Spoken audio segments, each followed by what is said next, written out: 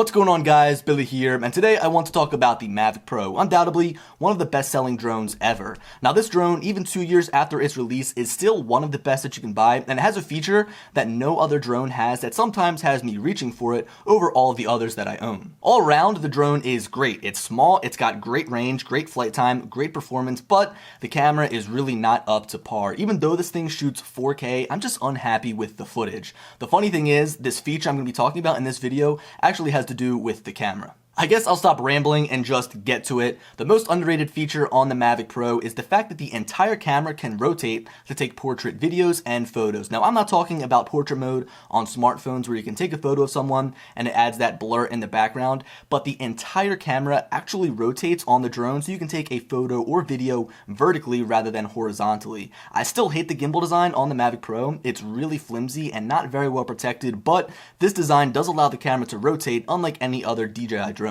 I'm sure most of you who already own the Mavic Pro or the Mavic Pro Platinum are already aware of this feature, but I don't really see a lot of people taking advantage of it, hence why I think it's pretty underrated. Now, if you just bought your Mavic Pro and you have no idea what I'm talking about, this feature is actually pretty well hidden inside of the menus. To find it, tap on the three lines in the top right corner or the three dots, choose the remote controller settings depicted by the remote controller icon, slide down to 5D button customization, and then select which button you want to map portrait mode to. For me, I have it set to left, so on the remote, when we move the 5D button to the left, the camera will rotate, thus switching us into portrait mode. Another way that we can access portrait mode is by swiping with one finger to the left to access this secret menu containing some miscellaneous settings, one of which is the ability to switch between portrait mode and landscape over there on the left side. The reason that I sometimes like to take photos and videos vertically is not only because it looks better in certain situations, like with this smokestack right here, it looks a lot better taken vertically rather than horizontally, but with mobile phones being an easy way to consume media, you need to tailor the experience to those viewers. A great example of this is Instagram. Although it supports plenty of image sizes like this video, just a standard 16:9 aspect ratio,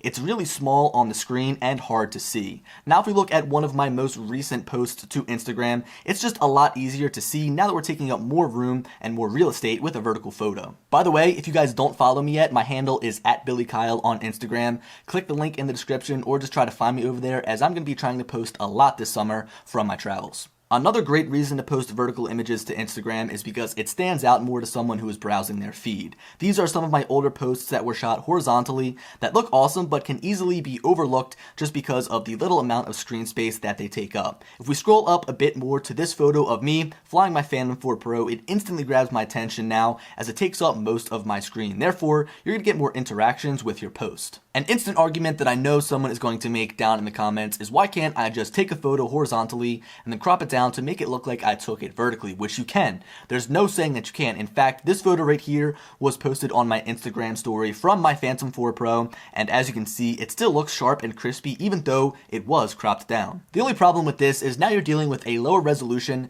cropped down image, which I try to avoid as much as possible, hence why I love shooting full resolution portrait photos with the Mavic Pro. To really understand the resolution of the images coming from the drones that we shoot with, I've taken a few example photos of a smokestack down the street from my house, which is going to be the main subject that I ultimately want to capture, making the Mavic's ability to shoot portrait mode very valuable. Now, this was taken with my Phantom 4 Pro, shot in a 3:2 aspect ratio, which ultimately comes out in a resolution of 5,464 by 3,640. Compared to a vertical photo taken with the Mavic Pro, shot in a 4:3 aspect ratio, this will come out in a resolution of 2,992 by 3,992. Remember, the longer sides of the image are up and down because the camera is rotated to shoot vertically. Now, if we try to fit the Phantom 4 Pro photo inside of the Mavic Pro photo, so to speak, some of the data is lost, making this image taken vertically on the Mavic Pro a lot better looking than the Phantom 4 Pros, and even though the camera is a lot better. I can tell you right now that the Phantom 4 Pro can outshoot the Mavic Pro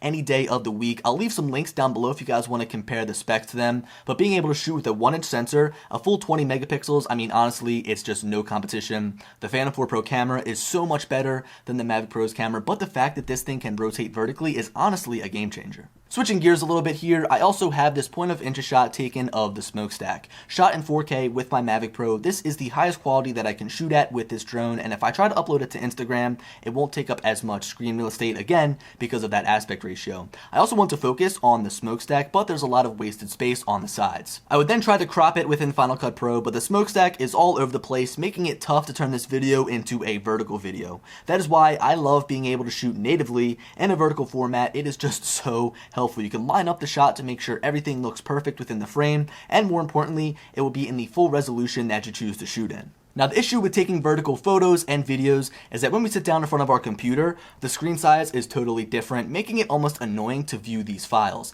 Like I showed you guys that vertical video or the portrait video of the smokestack, and it looks terrible here on YouTube because of the black bars on either side. That is why whenever I go out shooting, I always try to shoot photos and videos in a bunch of different angles to share on all of my different social media platforms. And being able to shoot portrait mode or portrait videos and photos on my Mavic Pro just makes posting to Instagram a lot easier. I guess the main point that I'm trying to make is no matter which drone you have, when you're out flying, try to take a variety of photos and videos so you have a couple of different editing options when you get home and plug it into your computer, plug the SD card into your computer, and also ultimately so that you can tell a story. With the Mavic Pro, being able to take portrait mode photos and videos, vertical photos and videos, it allows you to tell different stories. That's why I think that it's the most underrated feature on the Mavic Pro. I would love to see this feature implemented into future drones, but leave the flimsy gimbal in the past. Anyway guys, hope you enjoyed the video, and as always, I'll talk to you later. Peace.